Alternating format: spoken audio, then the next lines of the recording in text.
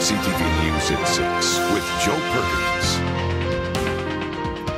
Good evening. Thank you for being here tonight. The iconic Breakwater at Ogden Point is back in the spotlight after another rescue. Early yesterday morning, a young woman became the latest person to fall off the edge, crashing into those huge blocks in open ocean below. In December, the Harbor Authority announced plans for a handrail to stop incidents like yesterday's. Not everyone welcomed the change, but another Breakwater injury has left some rethinking the need for safety on one of the island's most unique walkways. On a day like today, it's easy to see why people can't stay away. I probably come out here like one time a week at least, try to make it out. We try to come out every week. And when they do, they're reminded Victoria's 700-meter landmark is about to change. To be honest, when I first heard about it, I wasn't too pleased. For nearly a century, the Breakwater has looked just like this, free of handrails, just the way many people like it. There's just something unique about it. It's been like this for such a long time. But the old look does not meet current safety codes. Since December, the Greater Victoria Harbor Authority has been working on plans to install handrails, scheduled to be installed in early February. The sooner we can get those handrails up, the better. It's unclear if handrails would have prevented the 2 deaths and multiple injuries that have come from people falling off the Breakwater. The most recent injury early Saturday morning when a young woman fell off the tip of the Breakwater. She was rushed to hospital suffering from hypothermia. This particular incident was at night when the Breakwater is off limits to the public. Off limits, but not locked. The Harbor Authority has tried closing the Breakwater at night like it does when there's severe weather, but has had limited success enforcing the closures. Well, actually, once the handrails are up, there's really not the same necessity to close down the Breakwater. Weather restrictions are expected to be loosened with the new handrails, but the Breakwater will remain off limits at night, just like it was Saturday when police responded to the young woman's fall. It's very flexible and it's very easy to maintain. Despite all of the features, there are still critics. I am a little bit in favor of just keeping it the way it is. Just not that many, not today at least. I mean, if people are falling off, that's one thing, so you gotta, I guess, protect against that. But Breakwater safety will remain a hot-button issue, likely well after the railings are installed. Construction is set to begin early next month, closing the Breakwater to the public until the project is complete at the end of March, setting the stage for what the Harbor Authority hopes are safer strolls for decades to come. It's been nearly 2 weeks since 4 skiers were caught up in an avalanche in Strathcona Park. Their rescue, along with several recent rescues on the Lower Mainland, have brought the dangers of avalanches closer to home for island skiers. Today on Mount Washington, the resort held its annual Avalanche Awareness Day, and organizers say the message does seem to be getting across to most people. CTV's Gord Kurbis has that story. The changing pitch of an avalanche transceiver points users towards their destination. They're trying to locate beacons hidden under the snow as part of Mount Washington's Avalanche Awareness Day. Right now we have 3 active beacons. They have flux lines, so it's kind of, they send out a bunch of signals almost like a butterfly. So the center of the beacon would be the body. And then essentially it has rings coming out for that. That's the signal that you're following. The mountain has set up a beacon basin, a training ground for visitors of all ages and skill levels. The intent is to show people here how to operate the equipment they'll need to find people trapped under the snow. That's a great opportunity for us to show people some of our new techniques with rescue. It's open to the public, it's free.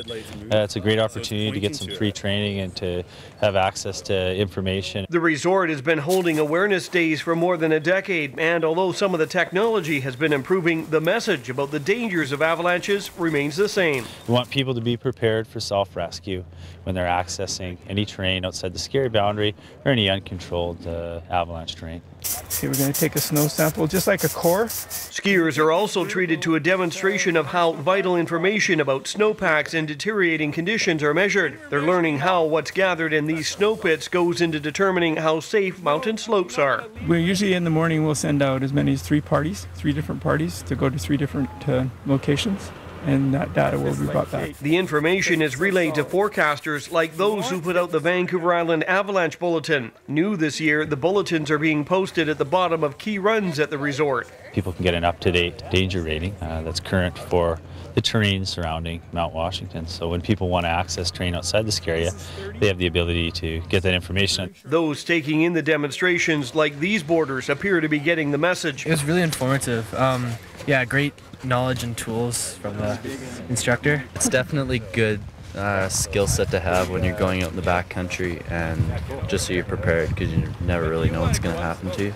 Aside from today's free day, the resort also offers in-depth courses, information for which can be found at mountwashington.ca. Gord Kerpis, CTV News, Mount Washington. 1 year ago today, Janice Place opened its doors on the grounds of Victoria General Hospital. In the past year, it's been a home away from home for hundreds of families who say they are grateful for the hard work of one very special 19-year-old. That's right, Janice Edroff turned 19 years old today. The teenager behind today's celebration spent her birthday as a tour guide, showing off Janice Place at today's open house. Since opening its doors, Janice Place has hosted more than 300 families, almost all of them from Vancouver and the Gulf Islands, giving families a home while children receive medical care in Victoria. It's so amazing. It's been a year, and I just can't believe how many people appreciate having this place open and how many people in lives have impacted in the last year. I really want to get another house built, but I'm going to deal with my health first and then start the next job. Janice is battling a number of health issues of her own right now, but she's still reflecting on the future. The Children's Health Foundation of Vancouver Island says Janice Place is almost fully occupied all of the time. It is monitoring the demand and need for another facility. So we're going to see over time just how things work out. Right now we have 10 rooms that can accommodate up to 40 people. So we're in pretty good shape, and we're constantly monitoring. I mean, when Janice Place, before it existed, nobody knew what the need was. So now we know, we're getting to know, and sure, there may be opportunities for other things in the future, but it's a little bit too early to tell yet.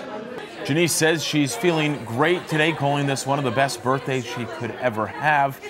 We do wish her a very happy 19th birthday from all of us here at CTV News. The Coho took its last sailing out of the Inner Harbor this morning. The Blackball ferry line is taking a little break for its annual maintenance. The last ferry left Victoria this morning at 10:30 for Port Angeles. The maintenance break will last until February the 6th. There will be no ferries until then as the vessel undergoes its regular refurbishments and maintenance. Service will resume on the 7th of next month. That's when the MV Coho departs Port Angeles at 8:20 a.m.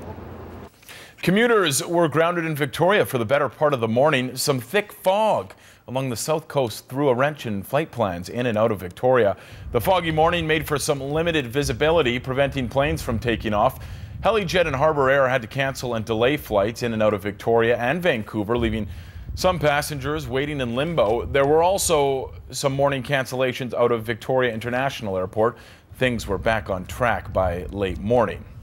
If you are a taxpayer in Victoria, City Council wants to hear your thoughts on how to reduce Victoria's budget. Information sessions are being held this month for taxpayers looking to get more information on the 2013 all the way through to the 2015 budget and plans for budget reduction. City Council says it's planning to limit tax increases to just over 3% over the next 3 years. That's the same tax increase applied last year in the city.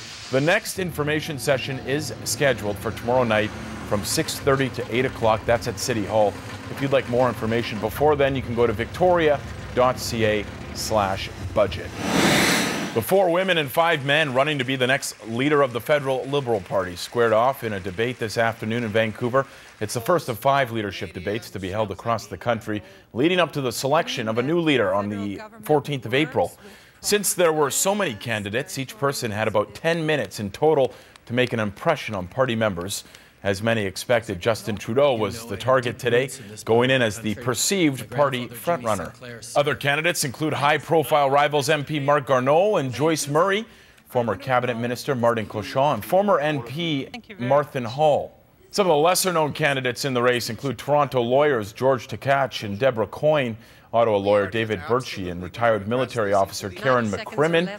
Topics today included foreign ownership, Aboriginal affairs, the environment, social housing, Pacific Rim trade, and electoral cooperation. Seniors in Port Alberni received a $20,000 boost today from the provincial government. The province says the age-friendly grant will help create programs that will address the needs of the city's older population. The province handed out grants to 27 communities today. In the coming months, each of the communities will be looking for input on how to use the money. The age-friendly grant is a part of the province's Family First agenda, which also helped push through BC's First Family Day, which falls on the 11th of next month. The Canadian Cancer Society is sparking up the fight to butt out. The society wants to make parks, beaches, patios, and playgrounds all smoke-free environments. It's also pushing MLAs to fight for further restrictions on outdoor smoking. Tobacco causes more than 6,000 deaths in BC each year, and the society says it's the single most preventable cause of death and disease in the province.